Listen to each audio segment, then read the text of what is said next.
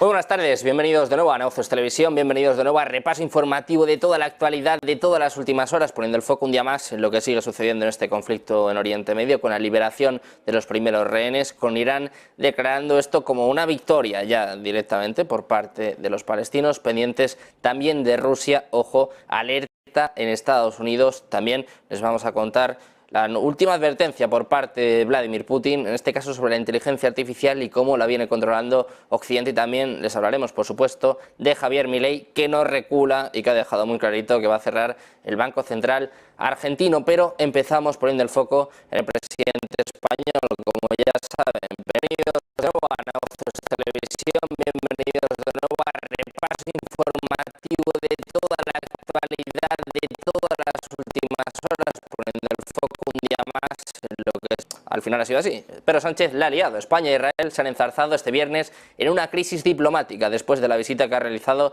el presidente español Pedro Sánchez a Israel, los territorios palestinos y Egipto. Israel ha llamado a consultas a la embajadora española en este país, una expresión de reprimenda diplomática por las declaraciones que ha realizado Sánchez en Rafah, en la ciudad de egipcia fronteriza con Rafah. Desde allí, Pedro Sánchez ha dicho que reitera el derecho de Israel a defenderse, pero dentro de los parámetros y limitaciones que impone el derecho internacional humanitario, y decía Sánchez que no está siendo el caso. Como se pueden imaginar, claro, esto ha generado un enorme malestar en Israel por las palabras del presidente del gobierno español y también del primer ministro belga, Alexander De Croo, durante su paso en esta visita al cruce fronterizo de Rafah, precisamente en un momento en el que todos los israelíes estaban esperando la llegada en ese lugar de 13 niños y mujeres secuestrados por el grupo integrista de Hamas y liberados en el marco de la tregua de 4 días. El ministro de Asuntos Exteriores israelí, Eli Cohen, ha comunicado que va a convocar a los embajadores de los dos países para una conversación de reprimenda. Dice además que condenan las falsas afirmaciones de los primeros ministros de España y Bélgica, que dan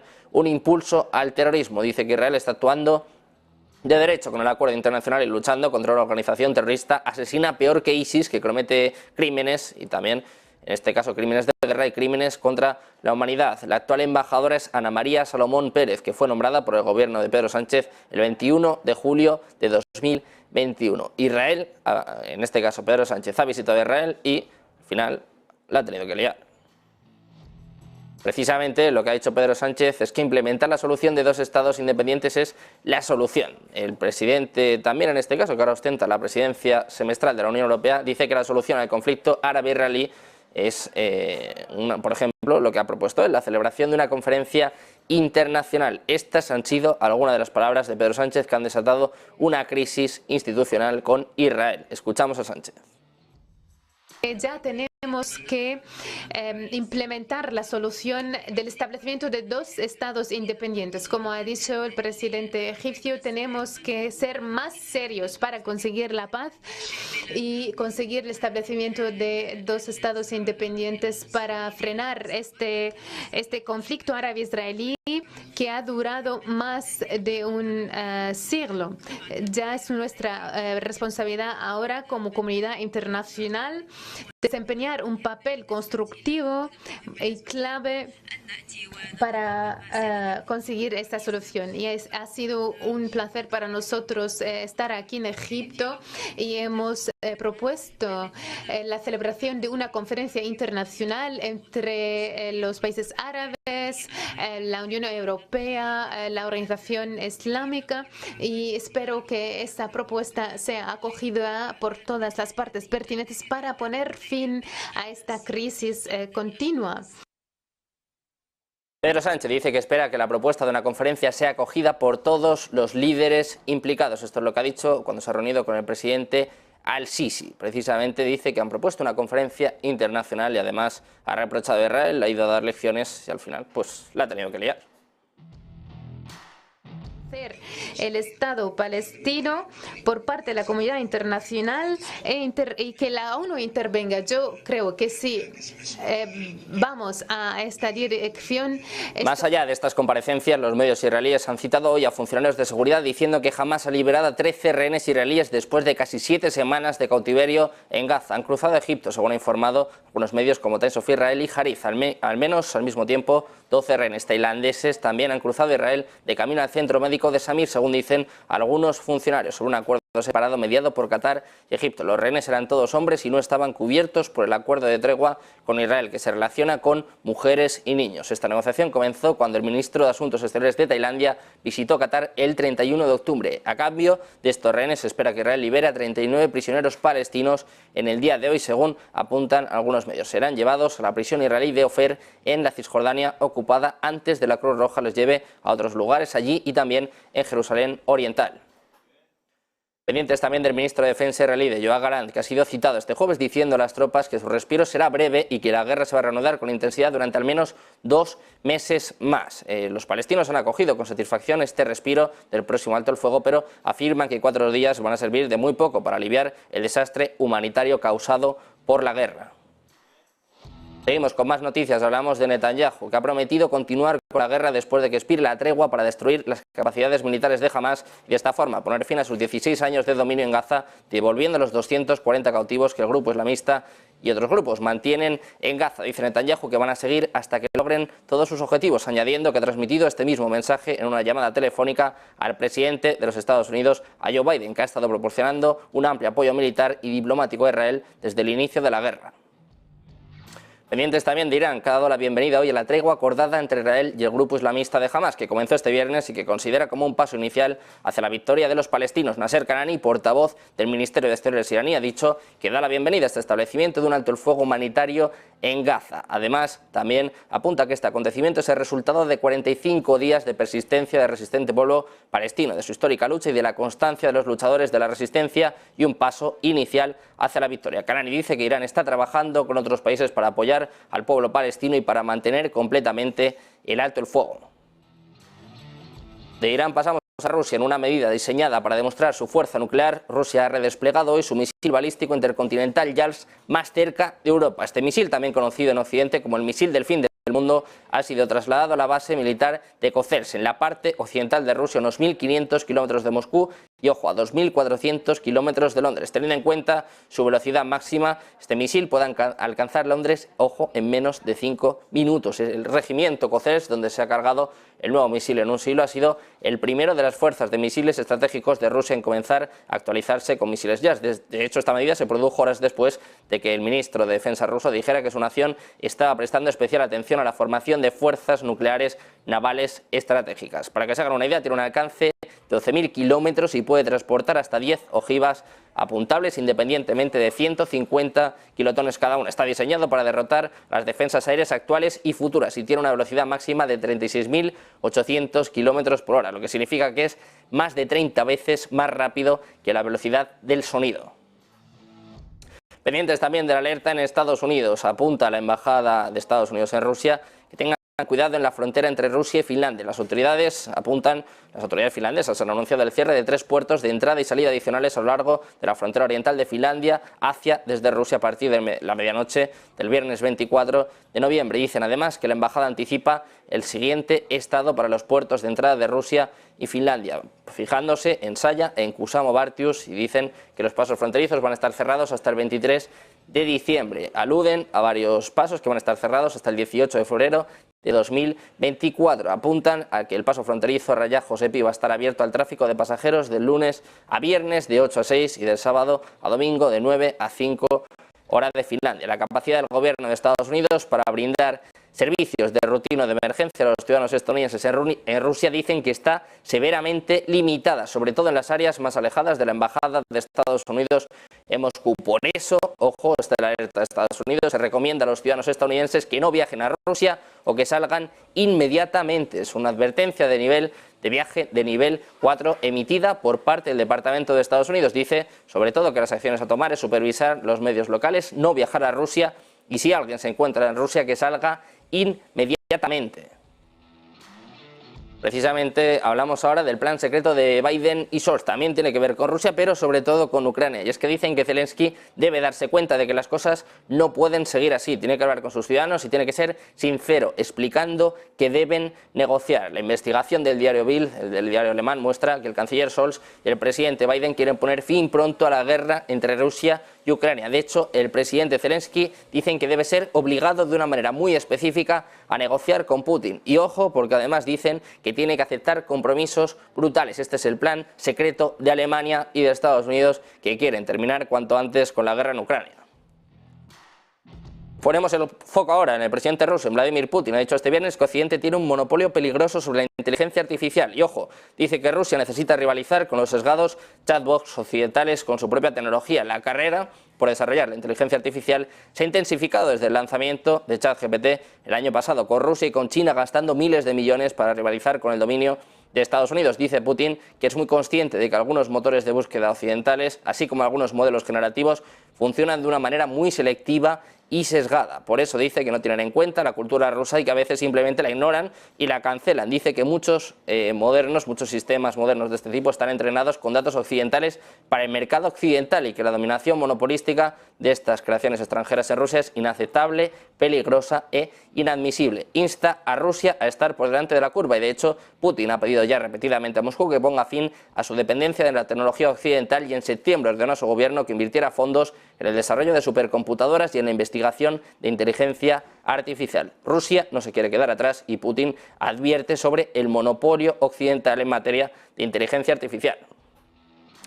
Hablamos ahora del deseo de la OTAN de crear una zona Schengen. Es una cuestión que preocupa al Kremlin. Esto es lo que ha afirmado esta mañana el portavoz Dmitry Peskov. El área Schengen, un área que comprende 27 países europeos que han abolido oficialmente los pasaportes y muchos otros controles en sus fronteras mutuas, preocupa a Rusia. Y es que esta zona Schengen militar podría permitir a los ejércitos de la OTAN cruzar libremente las fronteras de los Estados miembros sin necesidad de controles adicionales, lo que potencialmente ralentizaría el movimiento de las fuerzas para defender un hipotético ataque de Rusia. El jefe del comando logístico de la OTAN, el teniente general Alexander Solfranc, dijo ayer que le gustaría ver una zona así, lo que ha provocado que esta mañana preguntaran a Peskov sobre su opinión. Dice que Rusia va a responder si la propuesta se hace realidad y que su discusión en los medios de esta semana ya había hecho aumentar las tensiones entre la alianza y Moscú. Dice Peskov que la alianza siempre ha considerado a Rusia como su supuesto enemigo ficticio y que ahora considera abiertamente a su país como un adversario obvio. Dice Peskov que esto no es más que alimentar tensiones en Europa y ojo, porque dice esto tendrá consecuencias.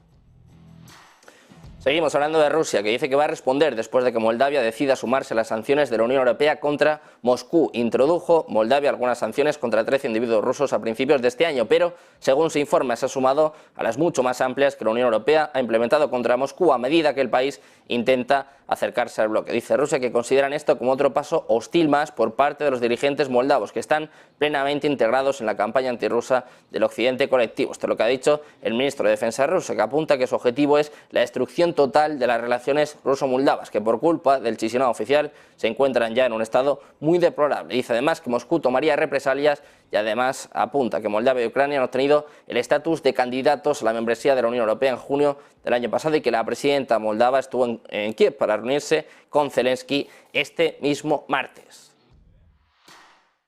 Seguimos con más noticias. Les contamos un informe de ejecutivos rusos y chinos. Han estado discutiendo en secreto la construcción de un túnel submarino para conectar el territorio continental ruso y la península de Crimea. El Washington Post dice que los servicios de seguridad de Ucrania han interceptado transmisiones entre los países sobre el establecimiento de un túnel que estaría a salvo de posibles ataques por parte de Ucrania. Las conversaciones, que incluyeron reuniones a finales de octubre, fueron provocadas por las crecientes preocupaciones rusas sobre la seguridad del puente del estrecho de Kerch, que ha sido atacado 2 veces por el ejército ucraniano. Ambos ataques han provocado dolores de cabeza logísticos para el Kremlin, ya que el puente actúa como una ruta clave de logística y suministro entre el territorio continental ruso y Crimea.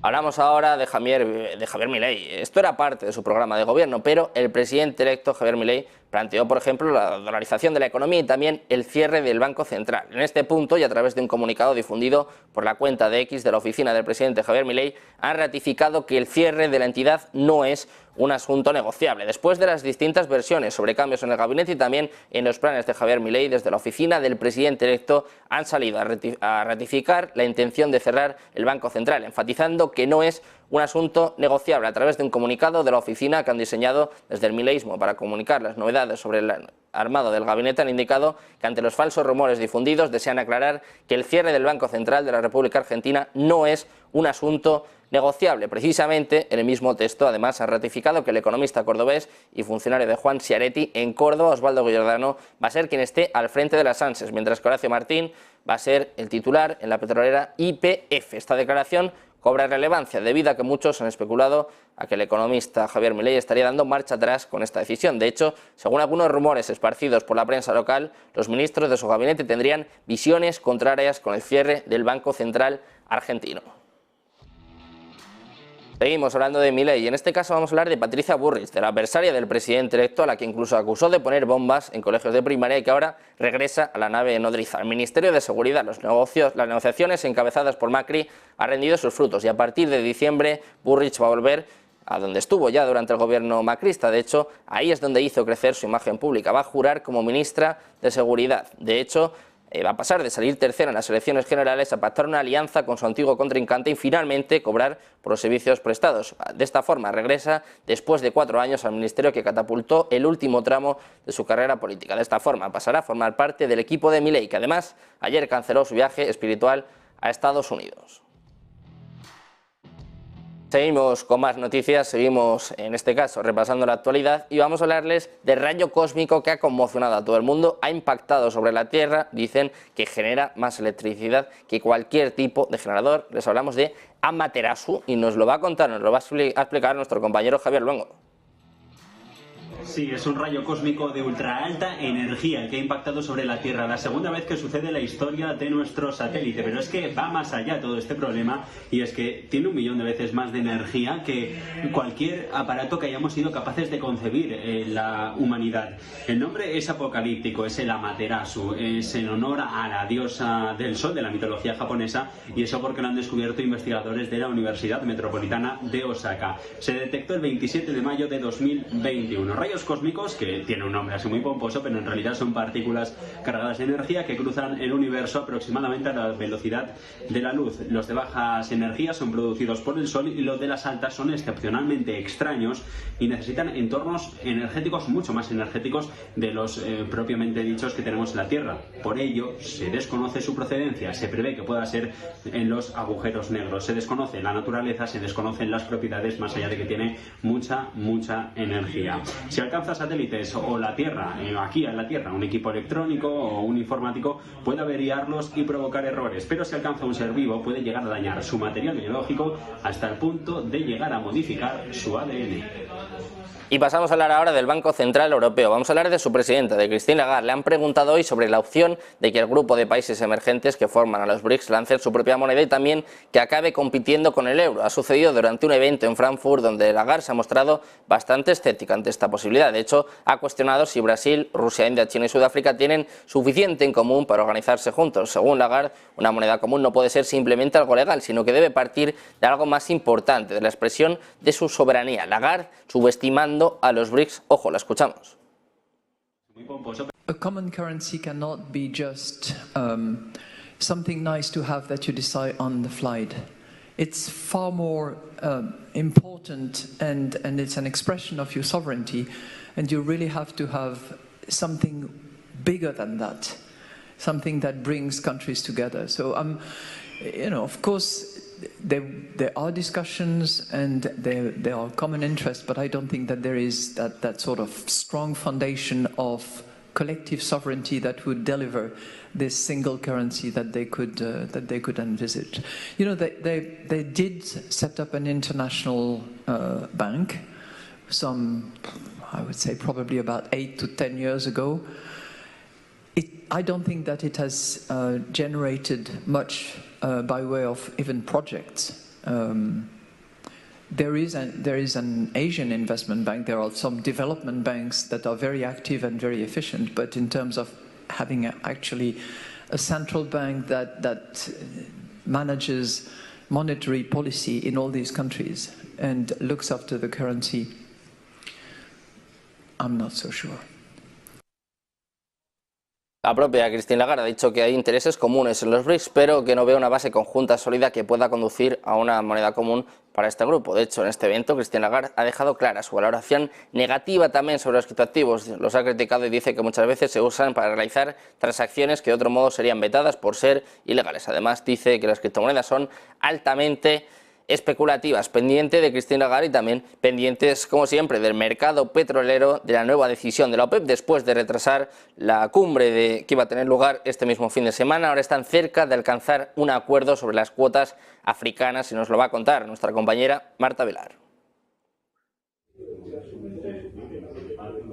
El motivo del retraso de la reunión de la OPEP parece que puede tener solución. Estamos hablando de las cuotas africanas, que parece ser que fue la razón por la que finalmente se tuvo que retrasar la reunión de la OPEP del 26 de noviembre al 30 de noviembre. Bueno, pues ahora mismo lo que cuenta la agencia Bloomberg es que hay delegados de dentro de la OPEP que dicen que la cuestión de las cuotas africanas está cerca de alcanzar un consenso, se está cerca de alcanzar un acuerdo sobre este tema. Todo viene por lo que ocurrió en junio de este año. Junio, momento en el que se decide por parte de la OPEP y por parte sobre todo de la presión de Arabia Saudí que se reduzcan las cuotas de los países africanos como Angola y como Nigeria, algo que no ha gustado nada a estos países, que parece que ahora se han revelado dentro de la OPEP y han provocado que ese desacuerdo haya provocado también ese retraso en la reunión hasta el 30 de noviembre. Bueno, pues finalmente parece que se está gestando un acuerdo y veremos si vemos sintonía también en esa reunión de la Organización de Países de Productores de Petróleo el día 30 de noviembre, que es la nueva fecha. Bueno, pues pendientes de esta cumbre de la OPEP, pendientes también de este conflicto en Oriente Medio, la crisis diplomática que ha liado en el día de hoy Pedro Sánchez y también pendientes en este caso de Rusia y de la alerta que ha emitido Estados Unidos por el cierre de fronteras en Finlandia. Seguimos pendientes de todas estas noticias, de toda la actualidad económica, macroeconómica, geopolítica. Sigan con nosotros porque enseguida seguimos con la mejor programación aquí en Negocios Televisión.